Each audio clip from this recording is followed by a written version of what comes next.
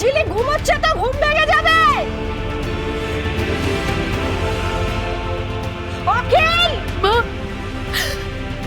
তুমি ঘুমো, মা তুমি ঘুমো।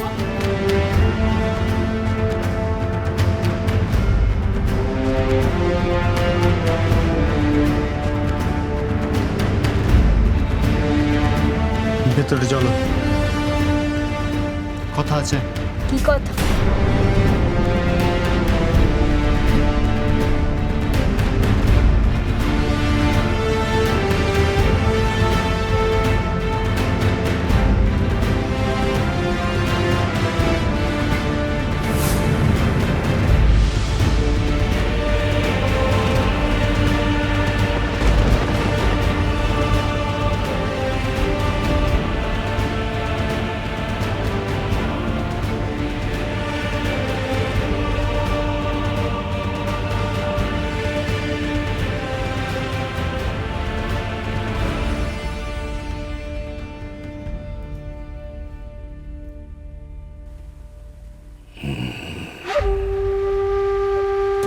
এবার ফুলকিকে সত্যি সত্যি বোঝাতে হবে।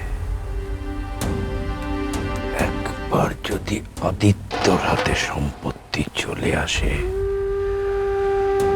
তাহলে এই ঝামেলা থেকে আমার মুক্তি।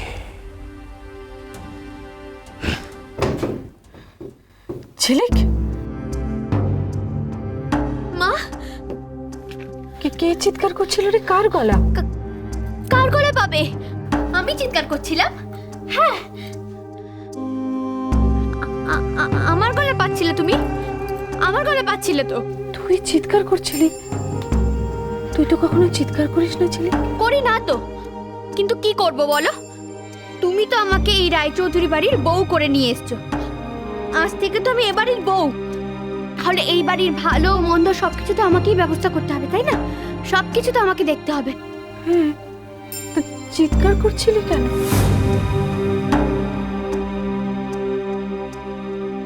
ওই যে বললাম, রায়চৌধুরী বাড়ির বউ তো আমি। সবকিছু আমাকে সামলাতে হবে, আর সেই দায়িত্ব তো তুমি আমাকে দিয়েছো। তাই চিৎকার করে আমি জানলা দরজা বন্ধ করতে বলছিলাম, আর বন্ধ করেই তো আমি তোমার কাছে চলে এলাম। মা, কেন বাড়ির জানলা দরজা বন্ধ করতে বলছিলি কেন? কি হয়েছে? আকাশে কালো মেঘ করেছে, মনে হয় ঝড় উঠবে, জানো তো? ঝড় উঠবে? হে মহাদেব, ঝড় উঠলে কি করে হবে? এই দিনটার জন্য যে আমি বহুদিন ধরে অপেক্ষা করে আছি।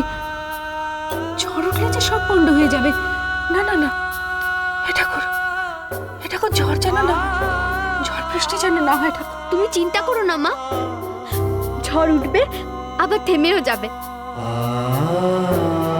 কিন্তু সব তো লন্ডভন্ড হয়ে যাবে বল, তখন কে সামলাবে? আমি আছি না, আমি আছি তো মা। তুমি একদম চিন্তা করো না, বরং বরং তুমি একটু বিশ্রাম করো তো। তুমি একটু ঘুমো, তোমার একটু ঘুমানোর দরকার। আমারই ঘুমের দরকার বল, আর তোর কোনো বিশ্রামের দরকার নেই, তোর ঘুমানোর দরকার নেই। বাড়ির লোকগুলো যে কি না অদ্ভুত। মেয়েটার একটু বিশ্রামের দরকার, অমনি ওর ঘরে সব দায়িত্ব চাপিয়ে দিল।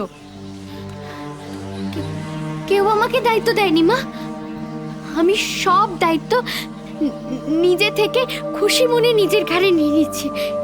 এবার তুমি একটু ঘুমো মা, তোমার একটু বিশ্রামের দরকার। চুপ কর, পাকা পুরিতের মতো কথা বলিস না। একদিন বিয়ে হয়েছে, অমনিও বড় হয়ে গেছে। আমার থেকে অনেক বেশি ঘুমের তোর দরকার। আয় আমার কাছে, আয় আয় আয়, এখানে শুবি, আয় আয়, আমি তোর মাথায় হাত বুলিয়ে দিচ্ছি। আয় ছিলি, কি হলো? আয় আয়, কোথায় গেলি ছিলি? কি হলো? আয় আয় আমার কাছে, আয় আয় আমার কাছে, আয়।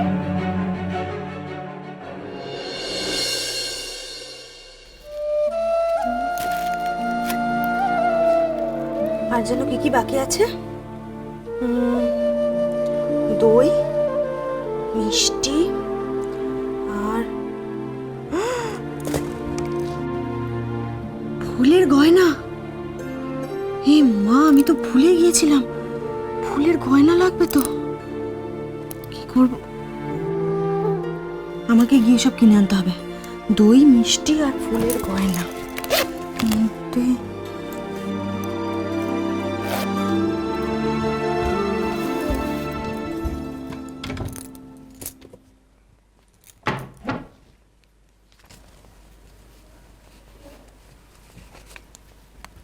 এই কটা টাকা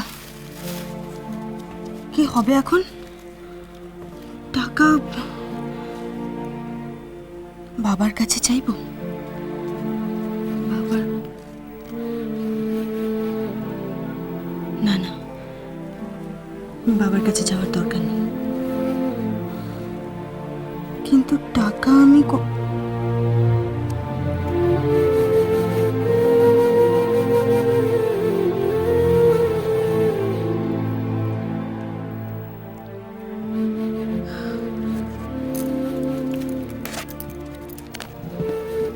দীপু,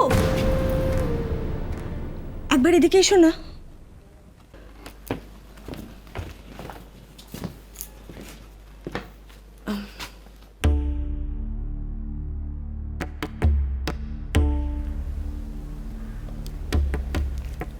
দীপু, আমার একটা কাজ করে দেবে? কয়েকটা জিনিস আমার আরো লাগবে, সেগুলো একটু বাজার থেকে এনে দেবে? আসলে এদিকে এত কাজ, তাই ওই কি কি আনবে বলো তো? দই লাগবে, মিষ্টি লাগবে, আর ফুলের গয়না। হ্যাঁ, ফুলের গয়নার মধ্যে দুটো জোড়া সুন্দর দেখে মালা, আর মাথার মুকুট, আর ওই হাতের দেখবে ফুলের গোল গোল গয়না পাওয়া যায়, ওগুলো।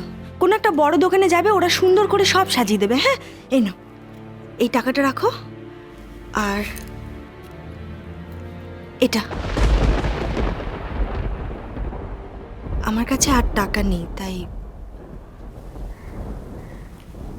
তুমি তোমার সোনার গয়না বেচে ফুলকির জন্য ফুলের গয়না কিনবে? কি করবো বলো দীপু? বাড়ির আর কেউ তো কোনো দায়িত্ব নিতে চাইলো না, সবাই যে যার মতো এড়িয়ে গেল। আমি তো মা, আমি তো এড়িয়ে যেতে পারি না। তোমরা একটা জিনিস কেউ বুঝতে চাইছো না, যে ও আমার মেয়ে। আমি যখন ওকে মেয়ে হিসেবে না, মেনে নিয়েছি, বৌদি,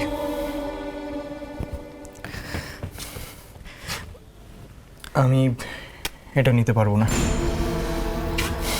তাহলে আনবে কি করে? আনার কোনো প্রশ্নই নেই, আমি আনতে পারবো না। আমার এটা বলতে খুব খারাপ লাগছে, কিন্তু আমি বলতে বাধ্য হচ্ছি। দীপু, মেয়ের বাড়ি থেকে ফুলের গয়না যে দিতে হয়, এটা নিয়ম।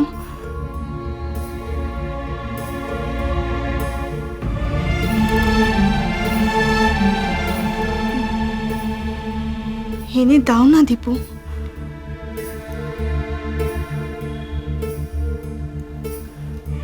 না, এনে দাও, জিনিসগুলো এনে দাও না দীপু। মেয়ের বাড়ি থেকে ফুলের গয়না তত্ত্ব তো যেতেই হয়। ওই বাড়িতে আজ কার বৌভাত হচ্ছে? ফুলকির না ঝিলিকের? যদি ঝিলিকের হয় তাহলে তো কাকা হিসেবে আমারও একটা কর্তব্য আছে, জানতে হবে কার বৌভাত হচ্ছে। তারপরে দীপু, যাও না, এনে দাও না ওগুলো। এসব লাগবে না মেজবৌদি। দীপু,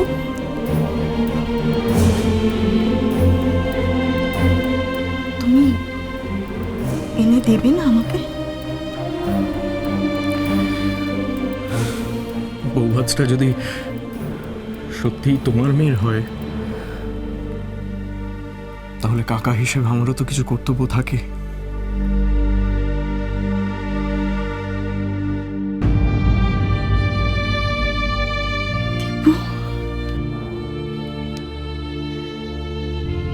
তুমি অন্তত আমার মেয়েটাকে ভাইজি বলে মানলে তো। সাজবে, আজ আমার মেয়ে তোমার আনা গয়না দিয়েই সাজবে।